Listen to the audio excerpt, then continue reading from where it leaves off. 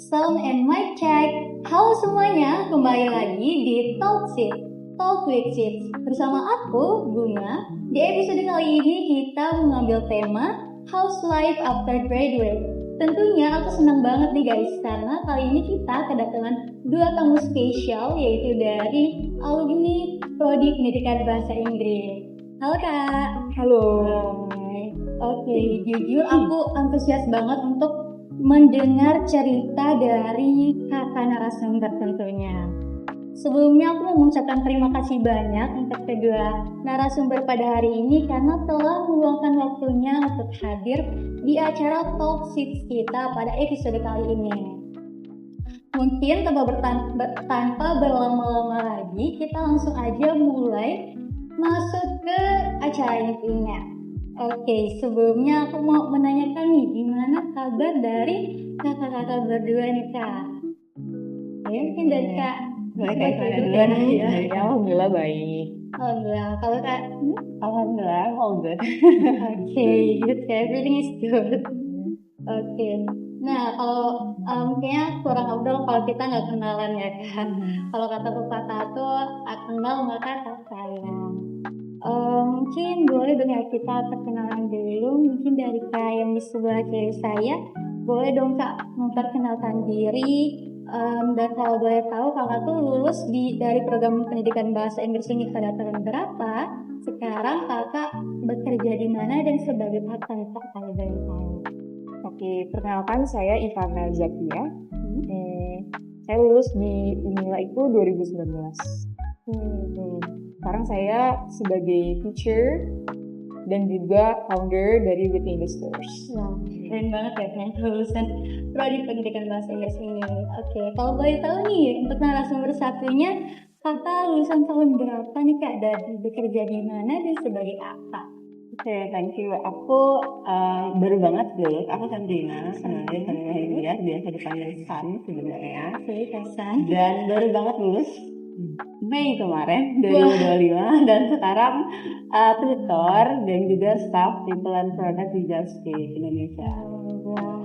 Ternyata lulusan Prodi Pendidikan Bahasa Inggris ini keren banget ya kan. Oke, aku mau tanya nih, gimana perasaan Kakak setelah sudah lumayan lama kayaknya nggak menginjakkan kaki di gedung Fakultas Bahasa khususnya Prodi Pendidikan Bahasa Inggris ini sendiri. Gimana sih perasaan Kakak waktu pertama kali menginjakkan kaki lagi di sini Kak? Tentunya senang ya, karena banyak banget perubahan yang positif dari fasilitasnya, terus juga orang-orangnya banyak orang-orang baru yang lebih cerah juga senyumannya gitu. Ya happy, excited juga untuk ketemu dosen-dosen lagi. Udah lama banget soalnya. Mungkin kalau Sandri baru ya. Benar. Baru banget kebetulan. Berarti asing banget berarti. Betul, sebenarnya kalau dari dosen sendiri ngelihat dari akhir sendiri ya, walaupun aku kayak baru lulus 2025 bulan kemarin sebenarnya, cuman ada beberapa yang perubahan waktu aku skripsi yang kayak misalnya ada gym centernya di FGM itu jadi kayak terus itu gym iya beneran ada aku segitu sekarang saya kayak oke, keren juga gitu. Oke, mungkin kita lanjut ke pertanyaan selanjutnya ya Kak. Ini aku mau bertanya seputar dunia kerja dan juga ilmu yang udah didapatkan di prodi ini. Kalau menurut Kak Sandrina nih ya, dalam dunia kerja ini sejauh ini tuh seberapa manfaat ilmu dan keterampilan yang Kakak dapatkan selama berkuliah di program studi pendidikan bahasa Inggris ini Kak? Okay, I would say karena kan sebenarnya aku basically kerja di kursus bahasa Inggris juga. Jadi kalau dibilang seberapa berguna, ya it is definitely helpful sih. Karena kayak aku ngajar tuh, aku kan sebagai tutor juga. Jadi ya ada pelajaran kan kita belajar tentang network teaching. Jadi ya udah ada gambaran ngajar dan misalnya itu prakteknya gitu. Dan di luar dari itu sebenarnya aku kan juga sebagai staff people and product kan, yang which is sebenarnya di bagian education development. Aku belajar banyak banget dari program bahasa Inggris sendiri karena aku tahu gimana caranya dari syllabus dan produk yang lainnya gitu. Jadi ya gitu ya. Berarti bermanfaat ya ilmu yang didapatkan. Iya, betul. Nah, kalau menurut Kak Ivana nih Kak, seberapa bermanfaat ilmu yang didapatkan di prodi ini Kak? Karena aku juga memang terjun langsung ke dunia pendidikan bahasa Inggris di kerjaan, jadi memang hampir semuanya itu kepake. Dan mungkin tambahannya waktu aku kuliah di Unila pendidikan bahasa Inggris itu aku dapat kesempatan untuk exchange ke Philippines gitu lewat Sea Teacher. Jadi pengalaman itu yang bikin aku mungkin lebih terbuka lagi untuk cari peluang sebagai pengajar bahasa Inggris atau pengajar bahasa Indonesia bahkan di luar negeri. Keren banget sih Kak. Oke, mungkin nanti bisa diceritakan lebih detailnya ya Kak. Nah, tentunya nih di dunia pekerjaan ini kan sudah banyak sekali momen-momen yang telah Kakak Sandrina dan Kak Ivana ini lalui ya Kak. Nah, mungkin Kak Ivana terlebih dahulu, ada nggak sih Kak momen di pekerjaan itu yang bikin Kakak tuh ngerasa bersyukur banget karena pernah belajar di prodi ini? Misalnya kayak bisa ceritain yang momen Kakak bisa exchange tadi Kak. Ya, jadi pas exchange di Sea Teacher itu di sana aku diajarin untuk observasi kelas itu gimana, terus juga mengassist kelas secara langsung gimana. Dan sebelum terjun sana tentunya udah belajar dulu ya di kampus kan. Kita udah belajar micro teaching, bikin syllabus ini, dan itu kepake banget. Jadi aku ngerasa kayak, oh ya aku udah belajar dan aku dikasih kesempatan buat praktek juga gitu, bahkan sebelum lulus.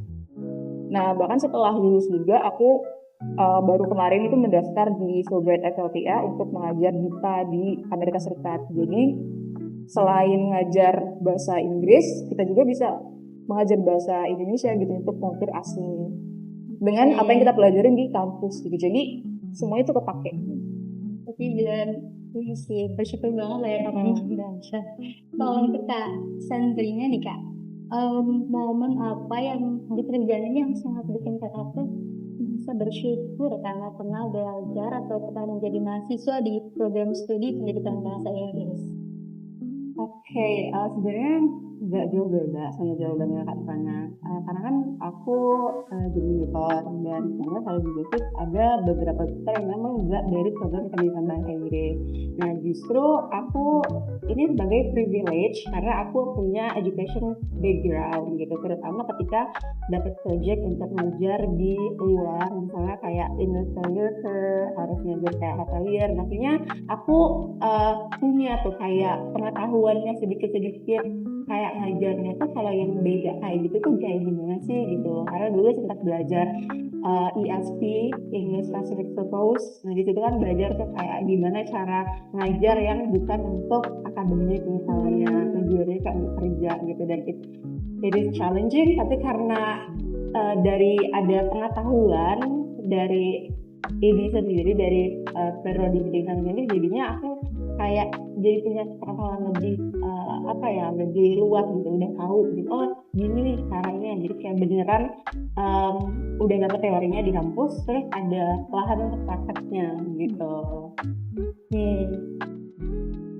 Berarti kalau dari apa yang aku dengar nih, apa yang didapatkan selama berkuliah atau menjadi mahasiswa di program studi ini benar-benar terpakai sekali di dunia pekerjaan kakak ya. Nah, selama menjadi mahasiswa nih Kak, tentunya ada banyak sekali mata kuliah tuh dan juga kompetensi yang dipelajari. Nah, menurut Kak Sandrina, pengetahuan atau keterampilan apa yang sering sekali diaplikasikan khususnya di pekerjaan kakak yang sekarang? Sebenarnya mirip-mirip ya kayak tadi. Yang pertama pasti terkait kayak kurikulum atau lebih desain, karena kan kemarin juga dapat kertas pilihannya dan memang beneran kepake gitu, karena kan ada kebutuhan untuk kayak buat syllabus gitu. Kemudian juga kayak pengembangan curriculum kayak let's say modul gitu, dan itu memang belajar gitu teorinya. Dan juga kayak misalnya kayak let's say kita aku ada kelas waktu itu English for young learners. Nah jadi waktu tahu di kampus tuh ternyata treatment kalau ngajar young learners dengan adult learners itu tuh beda ya gitu. Kayak aku tahu teorinya terus ketika ada kayak praktek ya kita lihat terus kayak praktek oh gini kan beneran beda dan it works gitu. Berarti yang sangat diaplikasikan di dunia pekerjaan Kak itu kurikulum dan Ya, aku sih.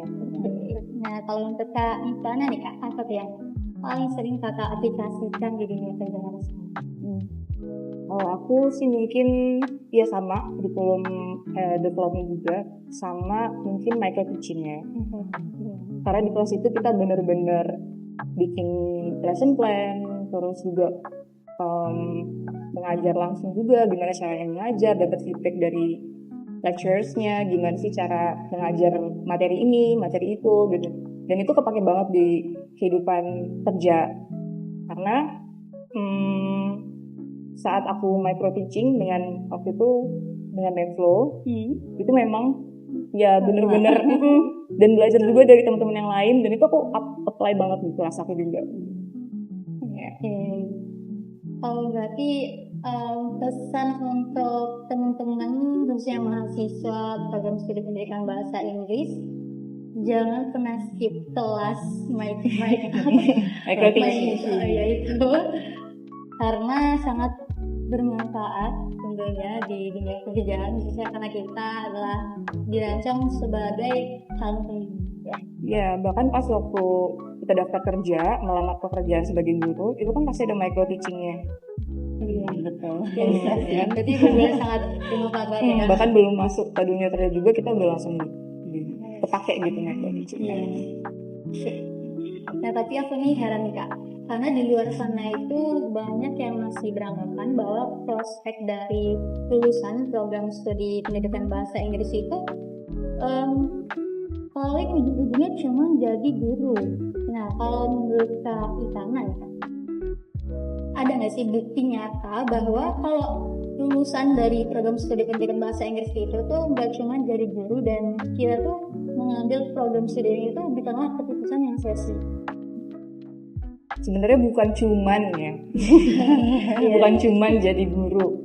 Sebenarnya kan ada dua tipe orang masuk ke PD. Yang pertama emang pengen jadi guru. Kayak aku karena masuk sini emang pengen jadi guru.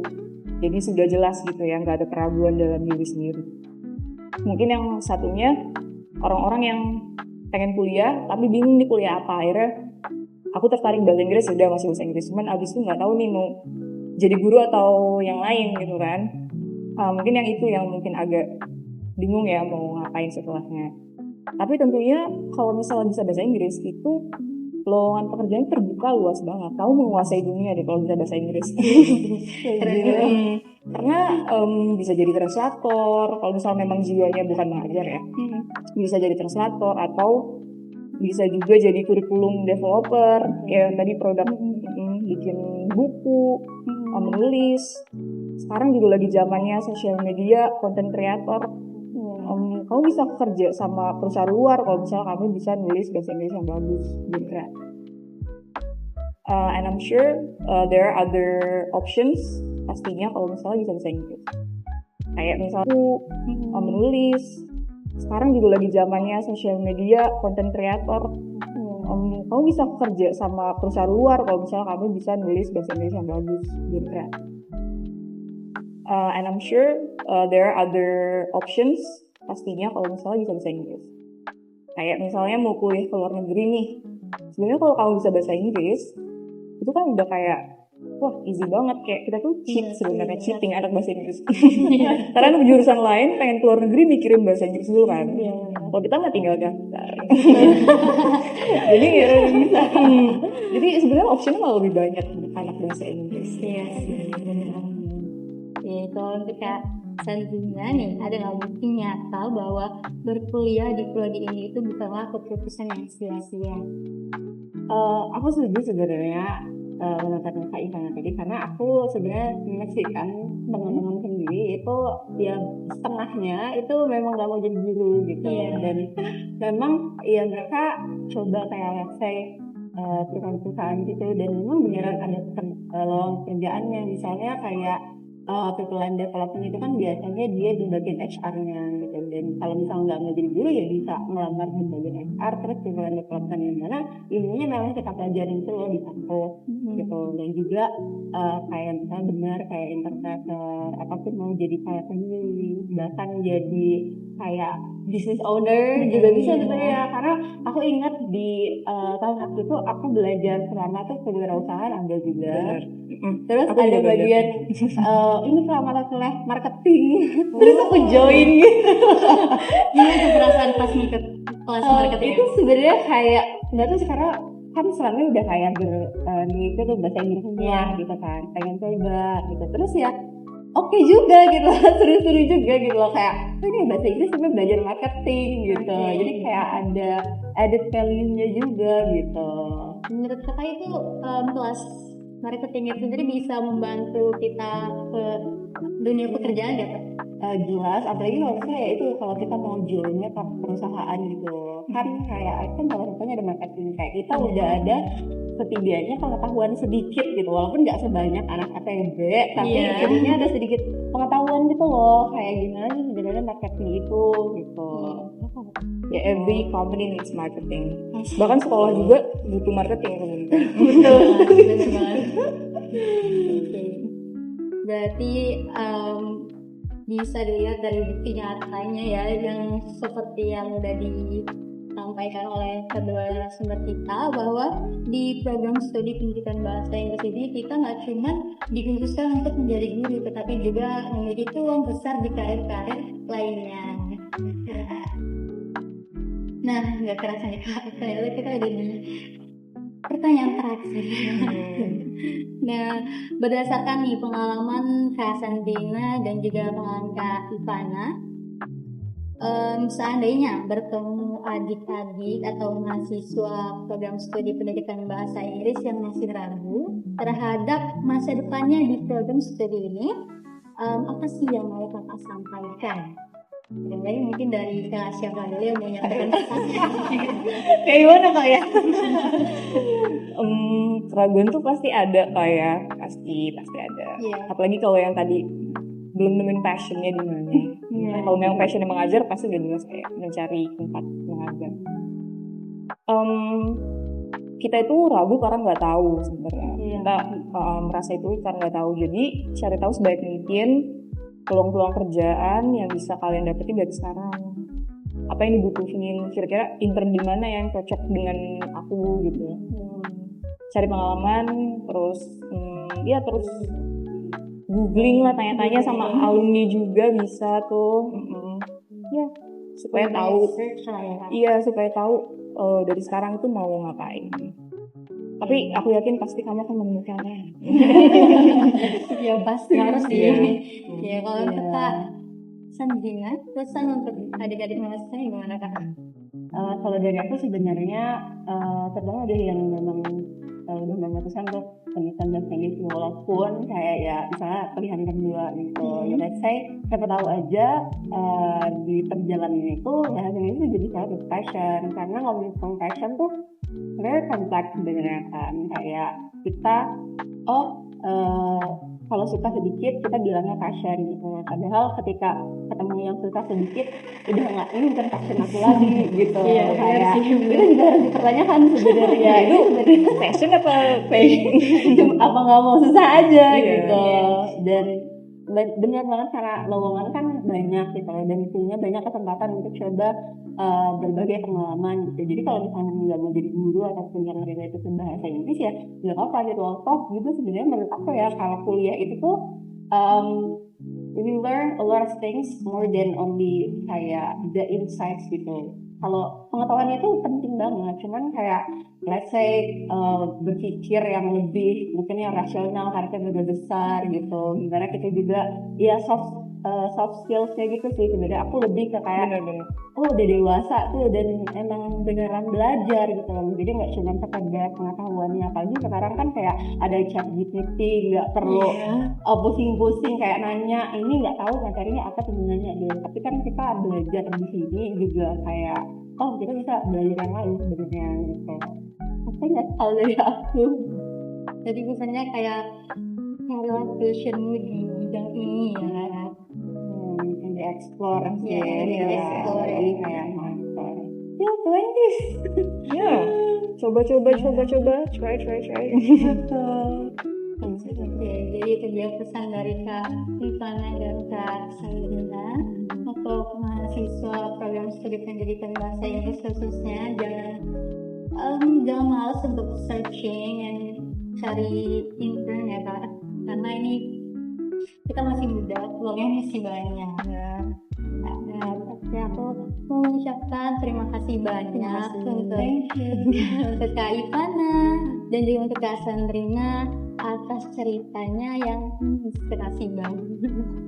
Nah, tentunya obrolan hari ini itu membuktikan bahwa program studi pendidikan bahasa Inggris memiliki potensi yang besar dan peluang yang luas di dunia hari.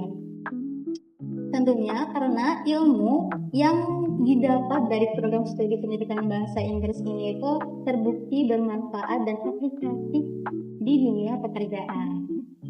Semoga dari cerita yang sudah disampaikan oleh kedua narasumber hebat kita pada hari ini tuh kita dapat menjadikan ini sebagai pelajaran dan motivasi untuk tetap berkembang, khususnya mahasiswa prodi pendidikan bahasa Inggris, untuk tetap semangat terus kuliahnya dan bangga jadi bagian dari program studi pendidikan bahasa Inggris. Terima kasih juga untuk teman-teman semuanya yang sudah mendengarkan podcast kita pada hari ini. Saya Bunga Syafira Arif sebagai moderator pamit undur diri. Sampai jumpa di episode selanjutnya. Bye.